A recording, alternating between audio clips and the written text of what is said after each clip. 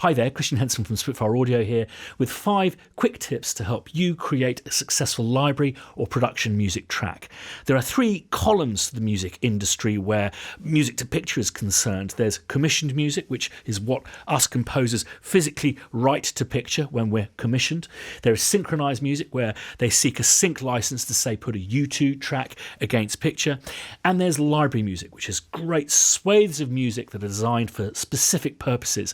Within advertising, it is often used. Daytime television, a lot of factual entertainment is made wholly up of library music. So it's a big part of the industry. And I certainly have probably been more successful with library music than anything else. You simply don't hear of us because we're the kind of great unwashed and unseen. So let's just take a quick look at this short piano piece.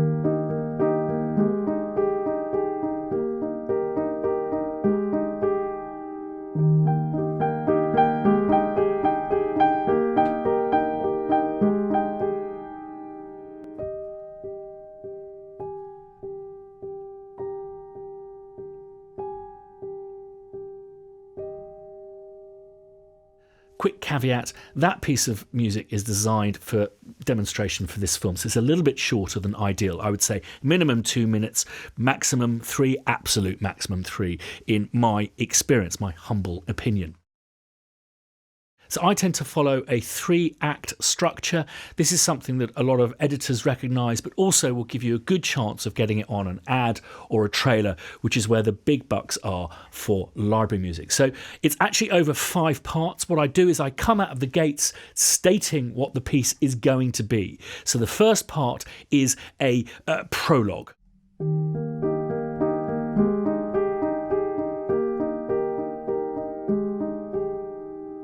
This tells the editor where you're going to go with this piece. Then follows a very short intro. Then first subject.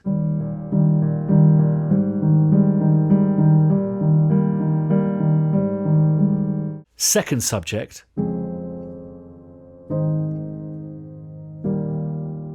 And then the meat and taters of the piece.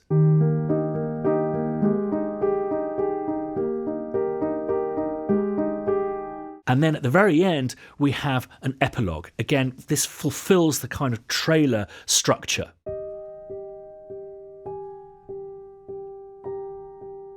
Make sure the piece is editable. Now, I have strived to perform this piece in what is quite an unnatural manner by actually giving little bits of daylight between each section. So I lift the pedal off, knowing that the reverb is going to kind of mulch over the whole thing to make it feel like it runs as a whole piece.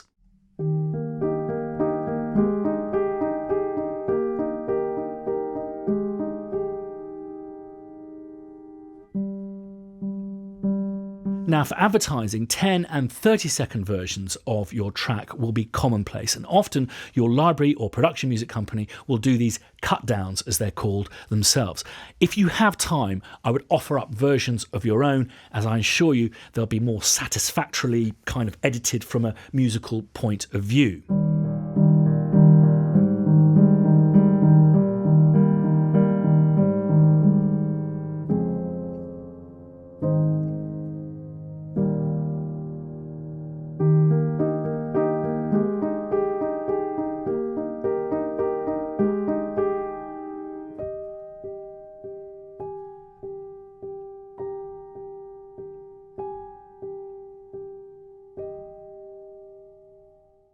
One mini tip for the 30-second version is also to come to a rest at 28 seconds.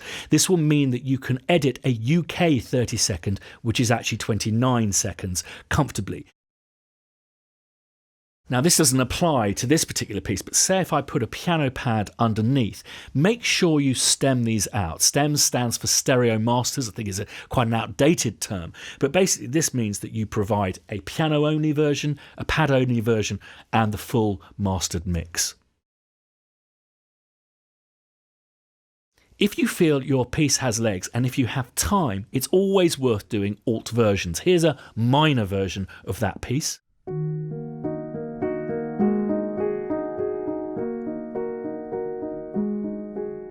Or if your piece has a really strong melody, you may want to do a melody-less version. My biggest library track to date, whilst I know that the melody sold the track, the version they used was just the backing track only, or PA mix as we used to call them. Now submit these alternative versions to your library company, and even if they don't use them or publish them, keep them on your own system. You'll be surprised at the number of times the library music company will track me down and say they love this piece. They were just wondering if there is a version without the cowbell. But this is all academic if you don't title it correctly, and I would monitor the titles that your library company assign to these pieces. If they're very vague, if I called that Helioscope, for example, it's a cool name, and I can imagine the album cover already, lots of monochrome and tiny little fonts. This is no use to you as a piece of library music. I know a library music composer whose most successful track is Low Subby Drone. So I would call this Solitary Piano, something like that. Describes what the editor is to expect, and what they will do is they will go through heliotrope, orosphere, or lonely solitary piano, or whatever you've called it, and they'll probably zone in on that because that is in fact what they want. It's with great pleasure I can announce that Spitfire Audio has actually partnered up with, I think, one of the most exciting and progressive library music companies on the planet today, and that is Extreme Music. We've got our own label on that, so go to the links below to check out how we're making library music for the world at large. I also have a vlog, and there's one episode on that linked below, which is me wandering around Edinburgh, kind of pontificating on the do's and don'ts of library and production music. Composition, behaviour, etc, etc. So check that out if you have time. Thanks as always for watching. If you haven't subscribed to our channel, well worth doing. Lots of exciting content coming up. If you like what I do, hit like, and if you want to be notified when we put new videos up, ring that little bell just below. Thanks ever so much for watching. See you next time.